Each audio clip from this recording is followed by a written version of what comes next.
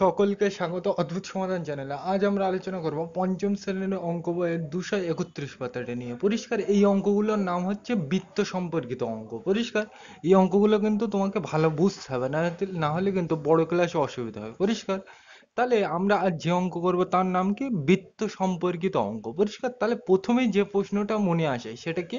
বৃত্ত কি? তাহলে সেই সম্পর্কে একটু জেনে জেনে নেওয়া যাক। তাহলে প্রথমে আমরা বুঝবো কি বৃত্ত কি। বৃত্তকে ইংরেজিতে বলে সার্কেল। পরিষ্কার, তাহলে ধরো এটাকে বোঝানোর জন্য আমি একটা সুন্দর উদাহরণ নিচ্ছি, তারপরে গণিতের ভাষায় একটু পরে বোঝাচ্ছি। ধরো তুমি এখানে একটা ঢিল নিয়ে এসো। পরিষ্কার, এটা কিন্তু ঢিল, আর এই জায়গায় একটা ঢিল নিয়ে এসো। বোঝা গেল? এটা একটা ঢিল আর এটা একটা ঢিল। ঢিল মানে কি জানো? ইটের গোটা কিংবা মাটির গোটা, যা খুশি হবে, তোমরা জানো।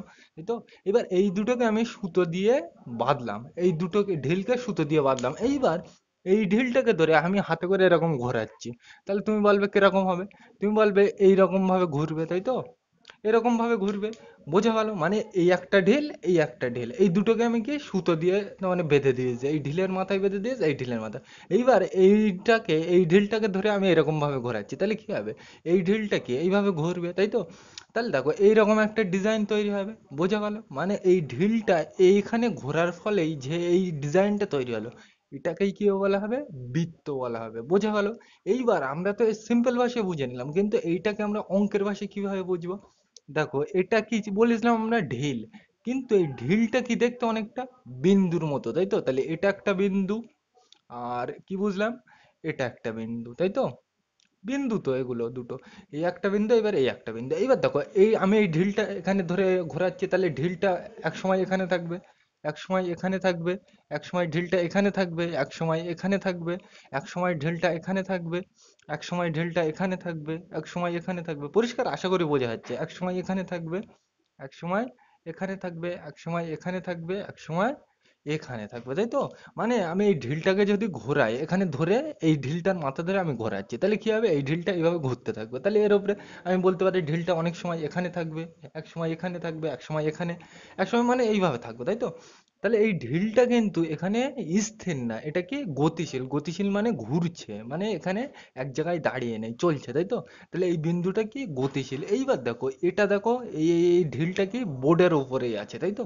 তাহলে বোর্ডের উপরে মানে কি? একই তলে আছে, তাই তো? আর এই তলটা কি? তলটা কি দেখো তুমি, এই তলটা কি? প্লেন, মানে সমতল, তাই তো? তাহলে এখানে যে এই ঢিলটা ঘোরার ফলে এই যে পথ তৈরি হয়েছে, দেখো এই পথে ঘুরছিল, পথে ঘুরছিল, তাই তো? তাহলে এই পথকেই বলা হবে কি? বৃত্ত বলা হবে। পরিষ্কার? এটা তো বুঝে নিলাম, কিন্তু এটাকে আমরা অঙ্কের ভাষায় একটু কিভাবে বলবো? একটি নির্দিষ্ট বিন্দু থেকে একই সমতলে অবস্থিত অপর একটি বিন্দুর দূরত্ব সর্বদা যদি সমান রেখে গতিশীল থাকে। দেখো ঢিলটা কিন্তু এখানে দাঁড়িয়ে নেই, মানে ঘুরছে এবার, তাই তো? তাহলে একটি নির্দিষ্ট বিন্দু থেকে একই সমতলে অবস্থিত অপর একটি বিন্দুর দূরত্ব সর্বদা সমান রেখে গতিশীল থাকলে এই বিন্দুর সঞ্চারপথকে কি বলা হবে? বৃত্ত বলা হবে। এই যে ডিজাইন তৈরি হয়ে যায়, এটাকে ভালো ভাষায় আমরা কি বলি? এই বিন্দুটা সঞ্চারপথ। তাহলে এটাকেই কি বলা হবে? বৃত্ত বলা হবে। এই পর্যন্ত বোঝা গেল? এইবার দেখো এই যে নির্দিষ্ট বিন্দু, মানে যেই ঢিলটাকে আমি ধরে ঘোরাচ্ছিলাম, এই যে নির্দিষ্ট বিন্দু, এটাকে বলা হবে বৃত্তের কেন্দ্র। বোঝা গেল? মানে তোমরা এই যে বিন্দুটা পেলাম, এটাকে কি বলা হবে? বৃত্তের কেন্দ্র। পরিষ্কার? তাহলে এতক্ষণ ধরে জেনে নিলাম। এইবার দেখো এখানে এই যেটা পথ তৈরি হয়েছে, এইটা, এটা কি? একটা বাঁকা দাগ, তাই তো? দেখো এই বাঁকা দাগ, তাহলে এটা কি? বক্ররেখা, তাই তো? তাহলে এই বৃত্তটা একটা নির্দিষ্ট বক্ররেখা দিয়ে তৈরি, তাহলে এই নির্দিষ্ট বক্ররেখাকেই কি বলবো? এই বৃত্তের পরিধি। বোঝা গেল? তাহলে বৃত্তের পরিধি কি? বৃত্ত যে নির্দিষ্ট বক্ররেখা দিয়ে তৈরি তাকে বৃত্তের কি বলা হয়? পরিধি বলা হয়। আর কেন্দ্র তো বললাম। তাহলে এক কথায় বৃত্তের কেন্দ্র মানে আমরা কি বুঝবো? ওই কাঁটা কম্পাস থাকে, তাই তো? তাহলে কাঁটা কম্পাস এখানে বসে এরকম দাগ টানতে হয়, তাহলে এই যেখানে বসে দাগ টানলে ওই ছিদ্র হয়ে যায় ওই কম্পাসের হুলে, ওটাকেই কি বলা হবে? বৃত্তের কেন্দ্র বলা হবে। আর এইটার থেকে সবকটার কি দূরত্ব সমান থাকে। দেখো এই বিন্দুর থেকে এই বিন্দুর দূরত্ব সেম, এই বিন্দুর থেকে এই বিন্দুর দূরত্ব সেম, এটার থেকে এটা সেম। পরিষ্কার? এগুলো কিন্তু খেয়াল রাখতে হবে। বোঝা গেল? এইবার আমরা বুঝবো বৃত্তের জ্যা কোণটা। পরিষ্কার? তাহলে এখানে দেখো এই একটা বিন্দু আছে বৃত্তের ওপর, এই একটা বিন্দু আছে, তাই তো? তাহলে এদের দুটোকে আমি যোগ করব। তাহলে দেখো এই বিন্দু আর এই বিন্দু যোগ করলে কি পেলাম? আমি একটা সোজা রেখা পেলাম। তাহলে সোজা রেখাকে কি বলে? সরল রেখা, তাই তো? তাহলে তুমি বলতে পারো আমি তো এইটা আর এইটাও যোগ করতে পারি, একইভাবে তুমি বলতে পারো এইটা এটাও যোগ করতে পারি, একইভাবে এইটা এটাও যোগ করতে পারি, তাই তো? তাহলে দেখো বৃত্তের ওপর যে কোনো দুটো বিন্দু, দেখো এই বিন্দু আর এই বিন্দু যোগ করতে পারি, এই বিন্দু এই বিন্দু যোগ করতে পারি, তাই তো? তাহলে বৃত্তের ওপর যে কোনো দুটো বিন্দু যোগ করলে যে সরল রেখা পাওয়া যায় তাকেই কি বলা হবে? বৃত্তের জ্যা বলা হবে। বোঝা গেল? তাহলে এইগুলো কিন্তু বুঝতে হবে। এইবার আমরা আলোচনা করব ব্যাস সম্পর্কে। তাহলে জ্যাটা বোঝার জন্য আমি একটা ভালো দেখে ছবি আঁকছি, তাহলে এটা মুছে দিলাম। তাহলে আমরা একটা বৃত্ত আঁকলাম, এই বৃত্তের কেন্দ্র এটা পরিষ্কার, মানে ওই কাটা কম্পাস দিয়ে আঁকলে এখানে ছিদ্র হয়ে যাবে, ওটাই কি বলবো বৃত্তের কেন্দ্র। এইবার দেখো এই বৃত্তের উপর অবস্থিত আমি মোটামুটি কটা বিন্দু নিলাম, এই একটা বিন্দু, এই একটা বিন্দু, এই একটা বিন্দু, এই একটা বিন্দু পরিষ্কার, এই একটা বিন্দু, এই একটা বিন্দু, এই একটা বিন্দু, ইচ্ছা মতো নিলাম এই একটা বিন্দু পরিষ্কার। এইবার আমরা কি বুঝবো, এবার বৃত্তের ব্যাস যা তো বুঝে নিলাম, মানে বৃত্তের ওপর যে কোনো দুটো বিন্দু যোগ করলে যে সরলরেখা পাওয়া যায় তাকে কি বলে বৃত্তের ব্যাস। এইবার আমরা বুঝবো কি বৃত্তের ব্যাস। তাহলে দেখো এই বিন্দুটা আর আমি এই বিন্দুটা যোগ করবো, তাহলে তুমি দেখো এই বিন্দু আর সরি এখানে দেখো এই বিন্দু যোগ করলাম, তাই তো, আর এটা কিন্তু বৃত্তের কেন্দ্র পরিষ্কার। তাহলে এই বিন্দু আর এই বিন্দু যোগ করলে এই যে রেখাটা পেলাম এটাও একটা কি সরল রেখা, তাই তো, তাহলে এটাকেই কি বলা হবে বৃত্তের ব্যাস। এইবার তুমি বলবে জ্যা আর ব্যাস তো একই হলে, একই কিন্তু না। আমরা ব্যাস দেখতে পাচ্ছিলাম এখান থেকে এখানে যাচ্ছিল, তাই তো, ওটা কিন্তু এই দাগটা কিন্তু এই দাগটা কেন্দ্র দিয়ে যাচ্ছিল না, কিন্তু এখন দেখো এটা কেন্দ্র দিয়ে যাচ্ছে, তাই তো। তাহলে বৃত্তের ব্যাস কি হয় কেন্দ্রগামী হয়, মানে কেন্দ্রের ভিতর দিয়ে যাচ্ছে, ওটাকে ভালো ভাষায় কি বলা হয় কেন্দ্রগামী। বোঝা গেল? তাহলে এটাকেই আমরা একটু ভালোবাসায় কি বলতে পারি, তাহলে এটাকেই আমরা একটু ভালোবাসায় কি বলতে পারি, যে বৃত্তের কেন্দ্রগামী যাকেই কি বলা হবে ব্যাস বলা হবে। দেখো এটা কি বৃত্তের, তুমি বলবে এই বিন্দু আর এই বিন্দু যোগ করলাম, তাহলে এটা কি একটা জ্যা। এবার এই দুটোকে যোগ করলে যে আমি রেখাটা পাচ্ছি সেটা দেখো কেন্দ্রের মধ্য দিয়ে যাচ্ছে, তাই তো, তাহলে এটা কি কেন্দ্র বিন্দুগামী। তাহলে বৃত্তের যে জ্যা কেন্দ্র বিন্দুগামী তাকেই কি বলা হবে বৃত্তের ব্যাস। তুমি একইভাবে বলতে পারো, আমি তো এইভাবেও টানতে পারি, তাই তো। তাহলে এটাও দেখো এটাও কি একটা বৃত্তের জ্যা, কিন্তু এই জ্যাটা দেখো কেন্দ্রের মধ্যে দিয়ে গেছে মানে এখান দিয়ে, তাহলে এটাও কি একটা বৃত্তের ব্যাস। একইভাবে তুমি এইটাও বলতে পারো পরিষ্কার, একইভাবে তুমি এটাও বলতে পারো এটাও কি বৃত্তের ব্যাস। দেখো এটাও কিন্তু কেন্দ্র দিয়ে গিয়েছে, তাই তো, মানে বৃত্তের যে ব্যাস মানে বৃত্তের যে জ্যা কেন্দ্রবিন্দুগামী হবে, মানে কেন্দ্রের ভিতর দিয়ে যাবে, তাকেই কি বলা হবে বৃত্তের ব্যাস। এইবার দেখো তুমি বলবে না আমি এইভাবে আঁকতে পারি, আমি এইভাবে আঁকতে পারি, আমি এইভাবে আঁকতে পারি, আমি এইভাবে আঁকতে পারি, মানে এইভাবে আঁকতে পারি পরিষ্কার, হাতে একটু ঘুরিয়ে গিয়েছে এইভাবে হবে, বোঝা গেল? তাহলে এমন একটা সময় আসবে এই দাগ আর গোনা যাবে যাবে না, তাহলে আমরা বুঝতে পারছি যে বৃত্তের ব্যাস কি অসংখ্য হবে। এই দাগ এখানে সব কি, এই দাগ এই দাগ এই দাগ এই দাগ এই দাগ সব কি বৃত্তের কেন্দ্র দিয়ে গিয়েছে, তাহলে এগুলো সব কি বৃত্তের ব্যাস, তাই তো। তাহলে এমন একটা সময় আসবে এই দাগ তো আর গোনা যাবে না, তাহলে এইগুলো না, যে জিনিস না গোনা যায় তাকে কি বলে অসংখ্য বলে, তাই তো। তাহলে বৃত্তের ব্যাস কি হবে অসংখ্য হবে, বোঝা গেল? আর এখান থেকে আরেকটু কি বুঝলাম সেটা আমি বলছি পরে, তাহলে এইগুলো আমি মুছে দিই আপাতত, তাহলে তোমার বোঝাতে সুবিধা হবে। দেখো এখানে ধরো আমি এখানে এই দিলাম, এটা বৃত্তের কেন্দ্র পরিষ্কার। এইবার তুমি বলবে আমি এইটার এইটা দাগ টানলে এটা কি বৃত্তের কি জ্যা, এটা আর এটা টানলে এটাও কি বৃত্তের জ্যা পরিষ্কার, কিন্তু এই জ্যাটার এই জ্যাটার মধ্যে পার্থক্য আছে, এই জ্যাটা কি কেন্দ্রগামী না, কিন্তু এই জ্যাটা কি কেন্দ্রগামী, তাহলে এটাকে আমরা বলবো ব্যাস আর এটাকে জ্যা। এবার তুমি বলবে এই জ্যাটা বড় না এই জ্যাটা বড়, তুমি বলবে এই জ্যাটা বড়, তাই তো। তাহলে আমরা দেখতে পাচ্ছি যে এইটা কি ব্যাস, ব্যাস হচ্ছে বৃত্তের বৃহত্তম মানে বড় জ্যা পরিষ্কার। বোঝা গেল? বুঝতে পারো না? এখানে দেখো এই দাগটা বড় না এই দাগটা, তুমি বলবে এইটা, তাই তো। তাহলে এটা কি বৃত্তের বড় জ্যা, তাই তো। তাহলে বৃত্তের বড় জ্যার নাম কি, এই দাগটার নাম কি ভালোবাসে কি বলে, একটু আগেই তো বললাম কেন্দ্র, কেন্দ্র দিয়ে গেলে তাকে কি বলে ব্যাস। তাহলে বৃত্তের সবচেয়ে বড় জ্যার নাম কি ব্যাস, বোঝা গেল? এইবার আমরা এইবার একটু ব্যাসার্ধ সম্পর্কে জেনে নিই, তাহলে এটা মুছে দিলাম। তাহলে আমরা কি বুঝবো ব্যাসার্ধ পরিষ্কার। তাহলে এর মধ্যেই কিন্তু নামটা লুকিয়ে আছে, দেখো ব্যাস আর তার বলেছে অর্ধেক করতে, তাই তো। ব্যাস যোগ অর্ধ মানে ব্যাসার্ধ, তার মানে এটাকে আমরা বলছি পুরোটার ব্যাস, তাই তো। তাহলে এটাকে যদি আমি অর্ধেক করি মানে এখান থেকে মুছে দিই, তাহলে এই দাগটাকেই কি বলবো আমরা ব্যাসার্ধ বলবো পরিষ্কার। একইভাবে তুমি বলতে পারো এইটা পুরো দাগ ছিল, এইটাকে না দিয়ে আমি এইটাকে মুছে দিয়ে এইটাকেই বলতে পারি ব্যাসার্ধ, বোঝা গেল? তার মানে আমরা যদি ব্যাসকে অর্ধেক করে দিই তাকে কি বলা হবে ব্যাসার্ধ বলা হবে। আরো একটু ভালোবাসায় কি বলতে পারি আমরা, যে বৃত্তের কেন্দ্র থেকে বৃত্তের ওপর অবস্থিত কোনো বিন্দুর দূরত্বকে কি বলা হবে ওই বৃত্তের ব্যাসার্ধ বলা হবে, বোঝা গেল এই পর্যন্ত? এইবার আমরা বৃত্তচাপ সম্পর্কে জানবো, তাহলে এটা মুছে দিলাম। তাহলে আমরা এবার কি বুঝবো, ব্যাসার্ধ তো বুঝে নিলাম, এইবার আমরা বুঝবো বৃত্তচাপ সম্পর্কে পরিষ্কার।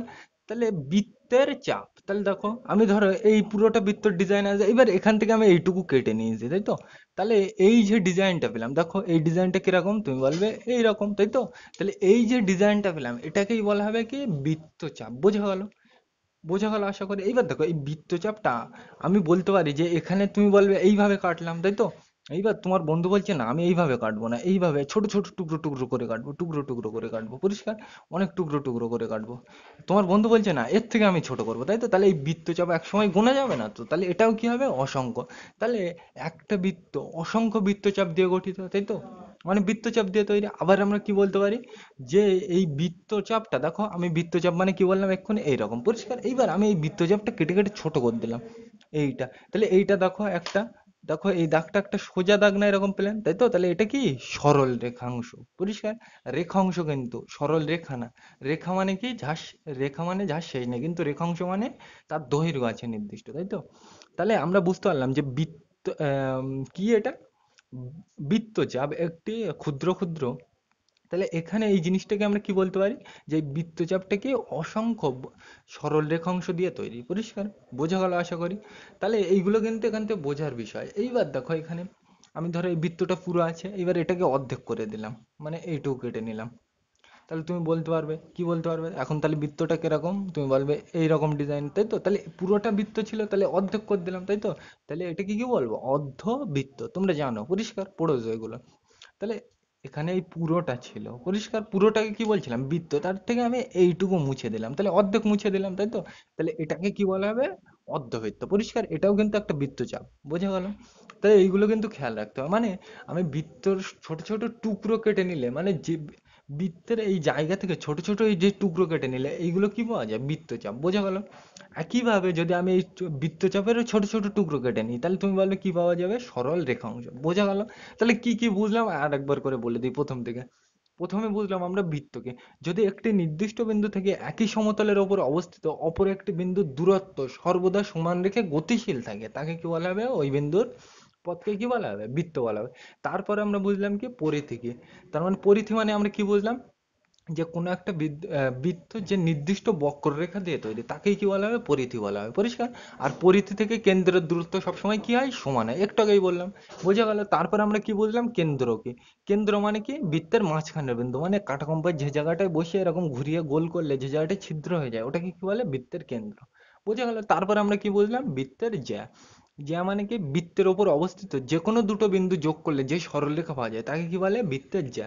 আর কি বুঝলাম তারপরে? বৃত্তের ব্যাস, পরিষ্কার। কি বুঝলাম? বৃত্তের ব্যাস মানে বৃত্তের ওপর কোনো দুটো বিন্দু যোগ করলে যে সরলরেখা পাওয়া যায়, সেটা যদি বৃত্তের কেন্দ্রের মধ্যে দিয়ে যায়, মানে কেন্দ্রবিন্দুগামী হয়, তাকে কি বলা হবে? বৃত্তের ব্যাস বলা হবে, বোঝা গেল? আর বৃত্তের ব্যাস কি হয়? সবচেয়ে বৃত্তের বৃহত্তম জ্যা, মানে বড় জ্যা, একটু আগেই জানলাম। আর কি জানলাম তারপরে? তারপরে জানলাম ব্যাসার্ধ কি। তো মানে ব্যাসার্ধ মানে কি? আমরা জানি যে ব্যাসকে অর্ধেক করলে যে জিনিস পাওয়া যায়, তাকে কি বলা হয়? ব্যাসার্ধ বলা হয়। আরেকটু ভালোভাবে বলতে পারি কি? কেন্দ্র থেকে পরিধির অথবা বৃত্তের ওপর অবস্থিত যে কোনো বিন্দুর দূরত্বকেই আমরা কি বলবো? ব্যাসার্ধ বলবো, একটু আগেই বললাম।